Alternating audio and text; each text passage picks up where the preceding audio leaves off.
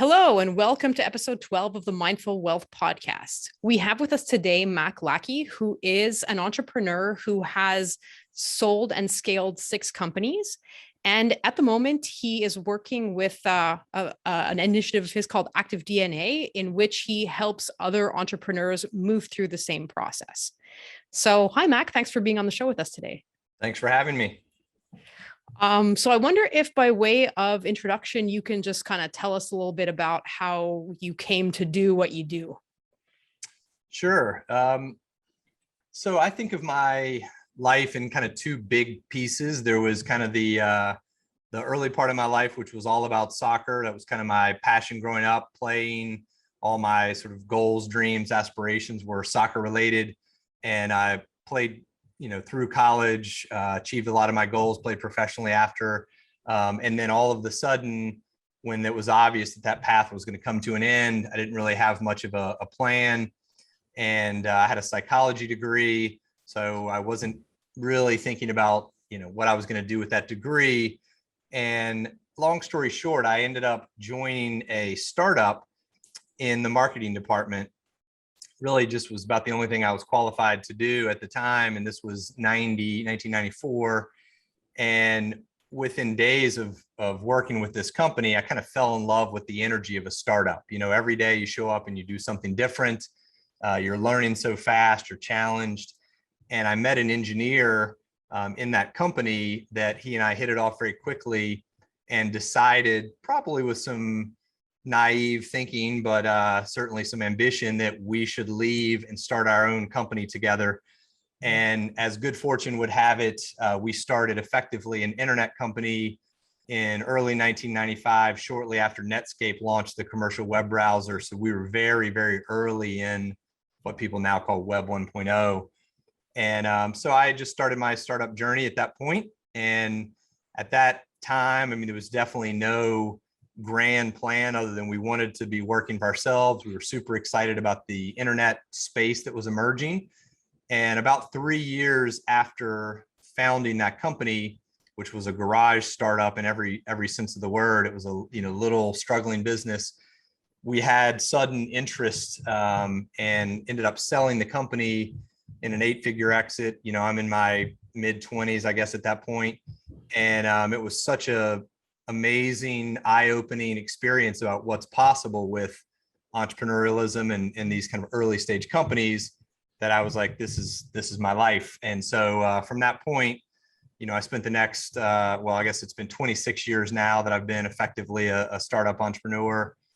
And over that time, I started, scaled up and exited 6 companies, which I made a million more mistakes. But when I think about the highlight reel, it's a little bit unusual to have had 6 exits, and they were all 7 or 8 figures, so they were meaningful by most people's measures.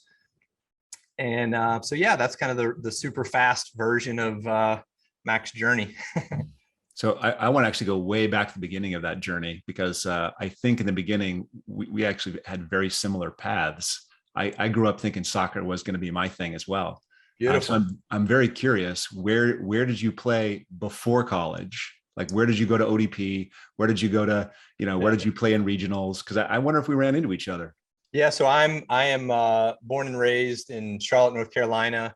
I was in a suburb of Charlotte that was definitively not a soccer hotbed. The schools that I was kind of lined up for were very much, football, American football schools. And so we moved in middle school so that I could attend a high school that was much more, it was a public, high school, but it was much more soccer oriented, because I needed to kind of, line myself up for a path. And at that point, I was playing, club soccer. I was playing in high school, and I was standing out, but I wasn't on anyone's radar, especially back in those days. It was much harder to kind of navigate and get discovered. And I was fortunately, I was asked to travel with a team to South America. And on the team, there were several national team players, and we went and played some of the top teams in Brazil and Argentina. And at that point, several coaches sort of, identified me, I guess you would say. And so my college path started to feel, realistic. I went to Wake Forest originally to play, and then I finished at Berry College in Georgia, followed a coach there. But so, yeah, that was a big part of my life, but I was certainly not in a soccer hotbed. Yeah. Well, I don't want to go too far on the tangent, because I know Terry is like, she's like, why are we talking about this? But so I remember, also not from a soccer hotbed. I grew up in Rapid City, South Dakota, and our first trip to regionals, and we lost every game by 8 or 9 goals. We just got crushed by like Ohio North, Ohio South. We just got destroyed, but it was so much fun. Such a great part of growing up. Yeah, no, it's been a big, and really even through my, journey of entrepreneurialism. I mean, at least three of my companies were soccer related in some form or fashion. So I've continued to kind of go back and draw on, that personal passion and the business opportunities around that. So I went from, player to my daughters were playing. So I was kind of a parent, coach, and now I'm obviously a fan, but being involved in soccer has been a great part of my life. So I hope you're still playing. I love the human side, but given the entrepreneurial background, and how much time you spent in business, I imagine you get a chance to see a lot of success, financial and otherwise. And I'm wondering if you ever see people struggling with different aspects of achievement in the business world. Can you tell us a little bit about what that drive is necessary to succeed and what those struggles might be? Yeah, I think, it sort of evolved for me anyway, not coming from an entrepreneurial family per se. And again, Charlotte, just like soccer, it was basically a conservative banking town. It was not a cool thing to be an entrepreneur. There weren't a lot of mentors and people I could look up to as sort of guidance and direction. So a lot of it for me and my early partners were, we just really wanted to challenge ourselves and prove to ourselves as much as anyone what we were capable of. I think it was this sort of competitive element of, it wasn't even a financial thing. We just want to prove that we can build something. We want to prove that we can, land big clients and hire great people. And I think that's such a self-rewarding loop that you get into, that it feels really good to challenge yourself, get some achievement, make some mistakes, learn from those, and keep repeating the cycle.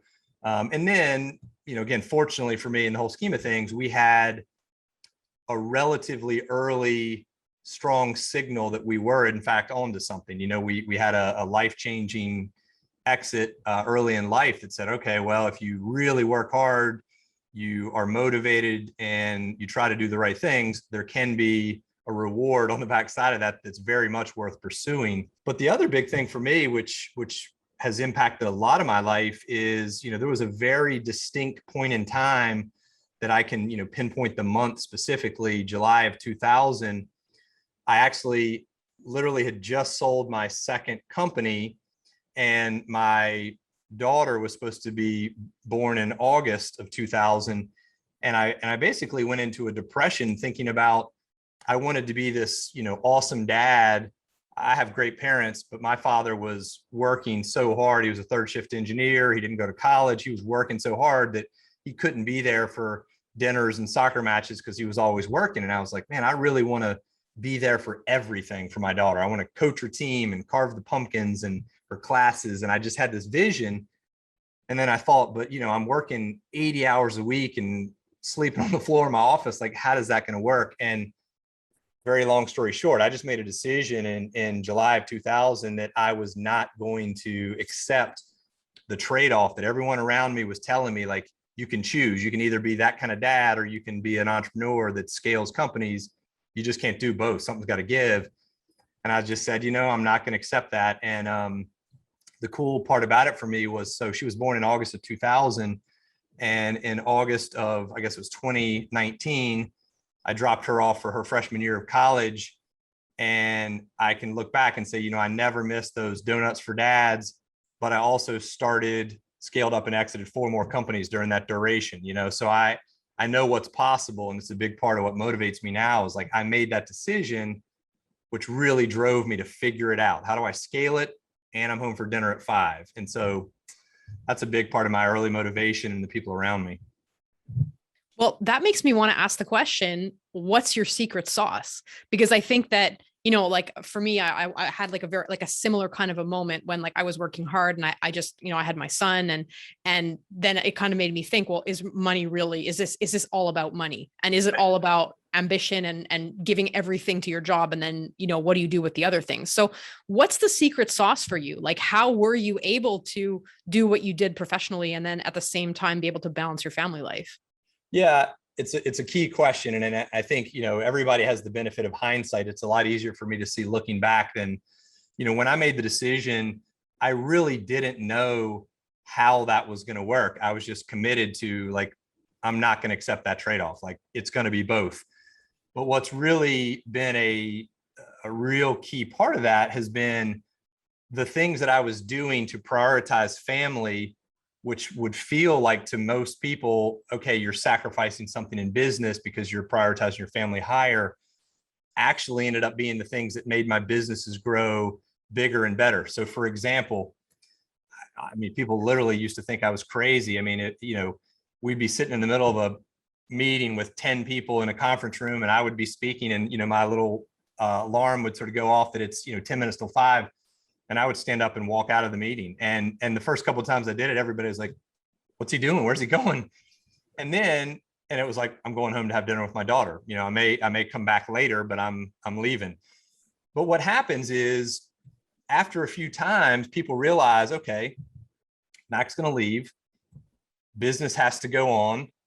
Who's going to handle the agenda if Mack's not here? So people tend to kind of start rising to the occasion. And I realized very quickly, my presence in meetings was actually preventing them from moving up in their skill set and capabilities. It was really not giving them the opportunity to lead a meeting or challenge one another when the, quote, boss is sitting there. And so I realized very quickly that the more intentional I am about letting everyone know what my expectations are, like this business has to run in my absence, not because I plan on going off the grid for a month, but like every day, I'm going to have something that I'm going to want to prioritize with my family. Maybe it's a play at 2:00 in the middle of the afternoon at school, or maybe it's dinner. But during that time, it's unacceptable that business stops. And that's because I'm hiring really talented people like you. I'm curious because I'm imagining the first one, you're like, well, that was, or after the first one where you leaned into that. And the second one was coming up. You're like, well, that first one, was I just really lucky, or is this actually how it works? Yeah. So how did you get over that hump of no, I can actually do this again. And now that you've done it, I get 4 additional times. That's impressive in terms of your development of the human capacity that you work with. Well, I think it really does come back to the original decision, which is where I think most people fall short, is they don't really believe or are convicted enough to say, I'm just not going to accept the trade-off. I mean, most people will say, hey, let's see how it goes. I'll take Fridays off. And then after a month, we'll assess. And if you've got kind of 1 foot in, 1 foot out, everyone around you feels and sees that hedging and kind of knows they can kind of pull you back in. And Mack probably will be around if we need him and he'll answer his phone. And so I really kind of meant it that I was that convicted in the trade-off. And even if it meant the business was going to suffer, which I didn't want it to, but if I told my daughter I was going to be home for dinner, it kind of didn't matter what was going on at the office. Like, I'm going home. And so that kind of strength of conviction that I had to get in alignment with my partners with, it's always, it's not like you just say it and things magically happen. This is one of those environments that we throw you in the deep end. And if you swim, you're going to get more and more opportunity. And most people really rise to that occasion and embrace that. So that was kind of my experience. And I, like you said, after the first time or two, I was like, okay, was that lucky? Was that timing? And then, I've been able to repeat it enough that I feel like there is something pretty formulaic about that. And I always feel like it's not, it can't be that I'm, so smart, because I know that's not true. It must be that there's something to this sort of approach and formula. So yeah, I'm now convinced that is part of the secret sauce. No, I love that. I think that's really great, because I think you're talking about how like the intentionality really then goes on to condition everything else, and what you think might end up being a setback actually in the end is something that enables the business to succeed at another level. So I think that's really great. I feel like I know what your answer, part of what your answer might be to this, but this is a podcast about what we call true wealth, which is that, you know, in our respective industries, like people are very preoccupied with the bottom line as if success is something only financial, but we want to explore what might true wealth be.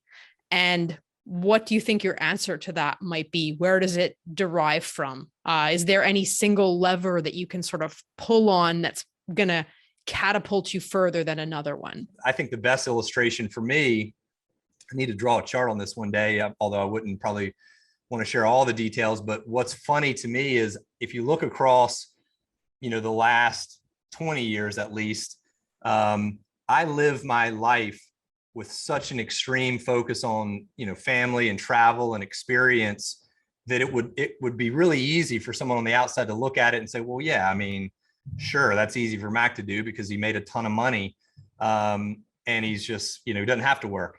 But what's interesting is if you really charted me year over year, I had a natural tendency to take a lot of risk, and so I would sell a company, make a lot of money, not have an income of any kind, come up with a new idea, roll all my money into the new thing, and, you know, burn $1 million on something trying to get it going. And, you know, watching my personal net worth, you could, I mean, it was just like jagged peaks of like Mack is almost bankrupt. And then suddenly Mack has, you know, an 8-figure, you know, bank balance. And then another 2 years and it's like, now it's hundreds of thousands, not millions, you know. So the reason that's so relevant is that's my personal bank account over time. But what never changed was like, I, you know, was in Europe traveling with my family and we were going to, you know, once in a lifetime experiences every quarter because I decided that that was what wealth was to me. Like I would rather take that one last amazing trip and then be like, all right, well, we can't travel for 2 years because we're really tight on money, rather than delay a trip hoping that 5 years from now we accumulate enough money that I feel safe and secure and we can take some risk. I was basically like, life can't wait. You know, kids are their ages one time. I'm healthy enough to travel, you know, and so that decision and the way I've tried to live my life, I think is real wealth. I mean, it's like I wouldn't trade that for any amount of money. I've had, just like plenty of people, when I was sold my first company, I went straight out and bought the red 911 I wanted and the, you know, all the stuff, beach house. And then all of a sudden I was like, beach house is a pain. I can't carry my kids in that car. Like, you know, I mean, I know, again, people say this stuff and it doesn't resonate sometimes, but it is so true. You know, I don't remember the name of the movie, and maybe one of you can remind me, that the movie that had Alex Honnold climbing El Cap, Free Solo. Yeah, Free Solo. Yeah. So I'm listening to you talk, and I'm imagining you're like the entrepreneurial version of Free Solo, right? The financial entrepreneurial version where you said, I'm going to do this, and I'm going to do this thing with my kids. I'm going to do this thing with my family. I'm going to travel, go big, have a great time, look back and not have any regrets. And it seems like you've always had the next thing work out for you. Yeah. And I'm wondering how many people get to the third exit and live that way, and then they have no security, and then the fourth exit doesn't come. Yeah. And I just, putting this in that context, you didn't seek out wealth. You ended up with some, and you used that, I think, wisely, experientially, with family, building relationships. Do you think it comes down to luck? You know, I certainly never discount luck. I mean, I think luck matters, timing matters. I think one of the characteristics I look for in other people, when I think about partnering or doing anything that's really meaningful in my life that I'm tied to, you know, I really am looking for people that are opportunistic, that they go through life with their kind of eyes open and radar up, like reading what's going on around them. So that's a really big one for me. And the other one is just, I think, good business judgment, which is really hard to assess, but it's one of those things, like you kind of know it when you see it. It's like, I take risk. I still do. I make investments. I try things. Some work, some don't. But I also have a lot of discipline to say, I'm okay if it doesn't work, and I can mitigate the risk by, controlling how much. And I have enough business judgment to say, when something's working, I lean in. When something's, sort of shifting on me, I will pull back and reduce risk. There was some great quote I would butcher, and I know there are a lot of people. I even heard this when I was growing up. That you kind of go into a house, and when you go in the door, you also open a couple windows, and it's like, I used to do this blog post about, not entrepreneurs don't tie on a blindfold and jump. They actually, yes, they're going off a cliff, but there's, what you don't see is they've already put a little thing at the bottom to catch them, and they've got 3 friends holding something on the side. And like, good entrepreneurs mitigate risk, think a lot about risk. I do think I'm relatively opportunistic and see things early, and I'm really curious, so I kind of try to figure them out early. And the other is, I am just always willing to navigate and switch gears on a moment's notice. Like, hey, sorry, I was wrong, let's go right. I feel no pressure to, I told everyone we were going to do this, and so let's keep marching. And I think that's been really critical for me, is not holding on to anything so tight that I miss the real opportunities. So just one quick follow-up. I remember at the end of the movie, I talking to people about it, and there's a sense that Alex Honnold's a little bit on the spectrum. Yeah. And I'm wondering if that's kind of what it requires in entrepreneurship as well. Maybe not spectrum, maybe that's not the right word, but something special about, focusing on opportunity, being able to manage risk, being able to shift gears, that's just not there in the public. Well, I don't think I'm on the spectrum. I got plenty of things I could sort of, be diagnosed and medicated ADD like a lot of entrepreneurs. But no, I also think there's different types of entrepreneurs. There are a lot of entrepreneurs. A lot of the ones I work with now in my Exit DNA program, they have a domain expertise. They're world class. They've built their business, which is their baby. They've been doing it for 5 years or 10 years or 15 years or longer. And, that's their sole focus. And for me, people would always say, well, why did you choose, that soccer business, or why did you do that apparel thing, which seemed like a way off the rails thing for you to do? And it was always like, that was the opportunity I saw. Like, it didn't, if it would have been basket weaving, I don't know anything about basket weaving, I still would have jumped all over it because I would have seen the opportunity. For me, I was bouncing between hedge funds and apparel and all these things because I was constantly looking out, just like I am today. Where is the next opportunity? And how do I assemble something in that category that is interesting? And when you go through life like that, like, everything looks like an opportunity, So I never, you said a minute ago.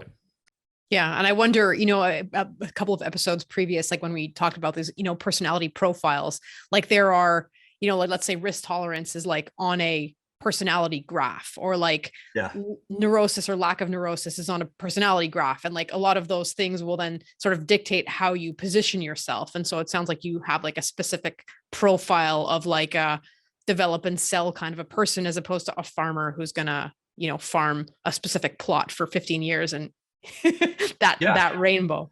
Well, and especially with the exits, I think it's not unfair, but a lot of people are like, oh, you built stuff to flip it. Yeah. And I would say, almost never did I build a business. I'm always thoughtful about, like, what does an exit look like?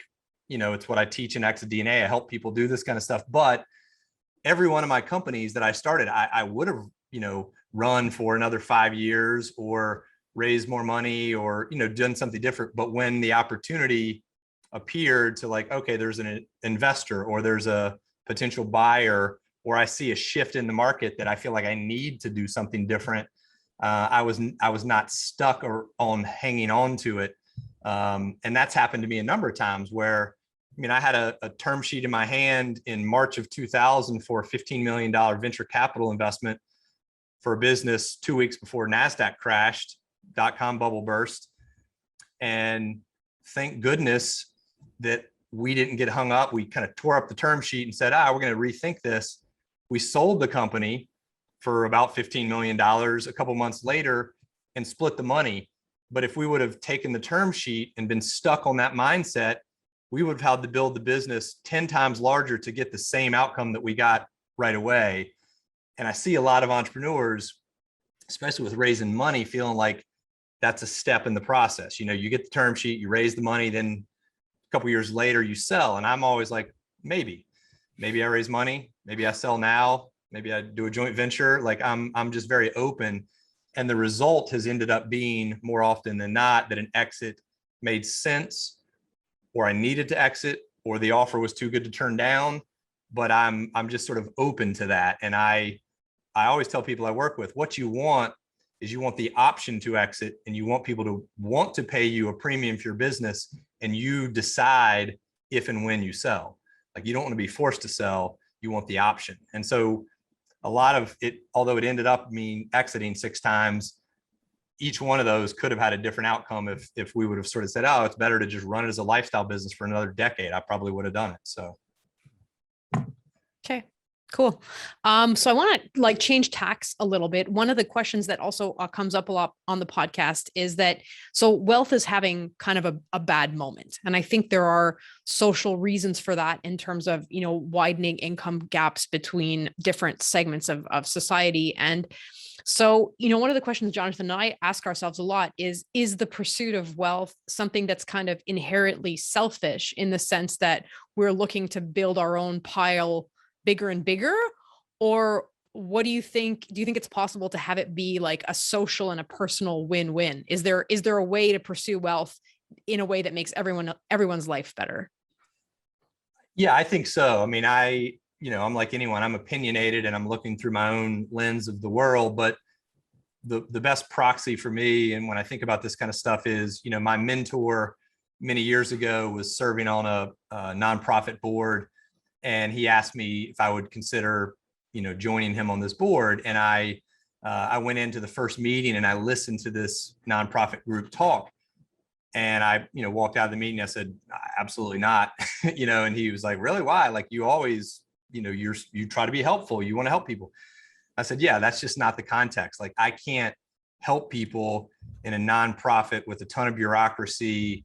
But if you say, Mac, the goal is to feed 1 million people, let my brain go to solve that problem, because I think of business ways to do that. Can I create a business that generates enough capital to, put in a nonprofit or put in a foundation all day long? My mind can do that, or try to do that.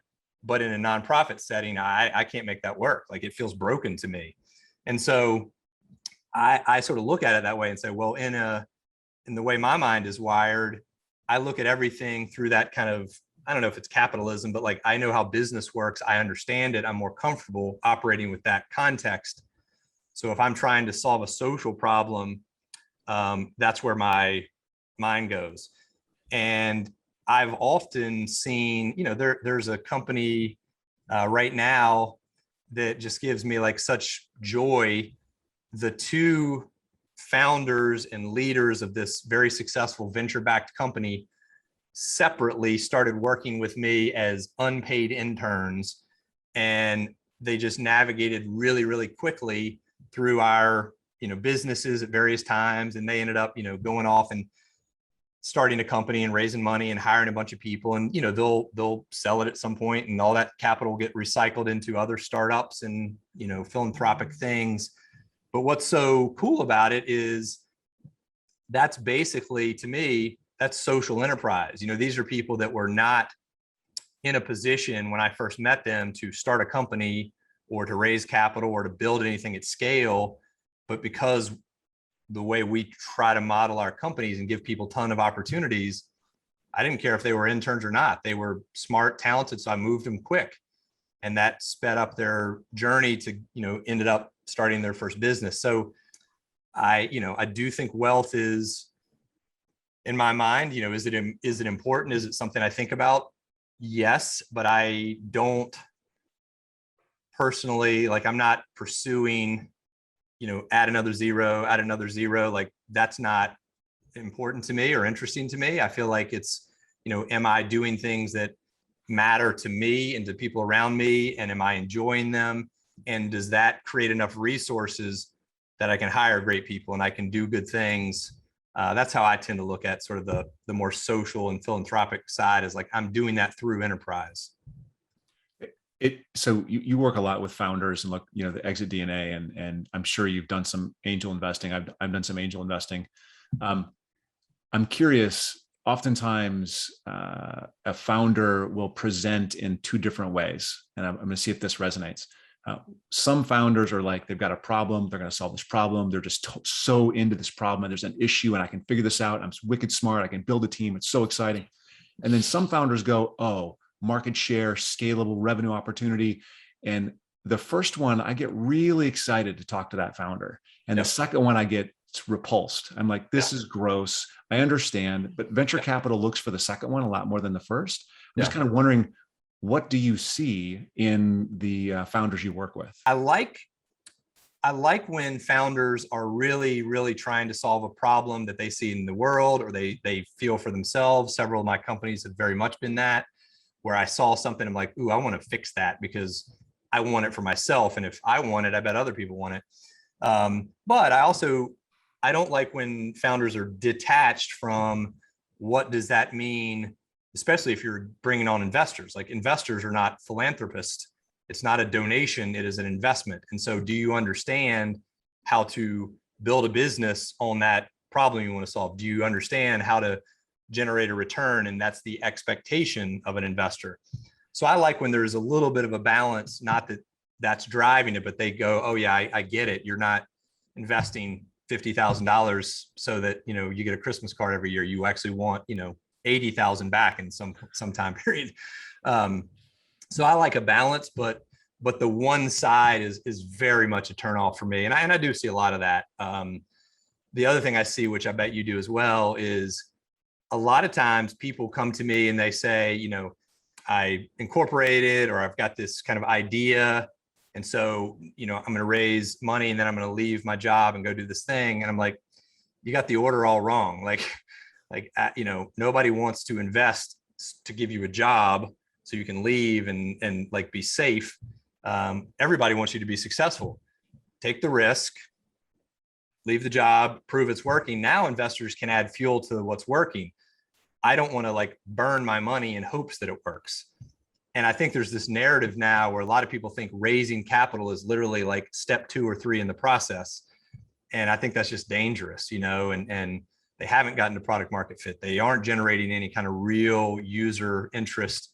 And they just think, okay, well, that's next. We're working on our design, so let's go raise money and then we'll do that part. So I find a lot of people, I have to say, you've got it out of order. You can raise money not only more successfully on much better terms and much better for you if you take that next step or two, bootstrapped, or maybe friends and family with people that love you and support you.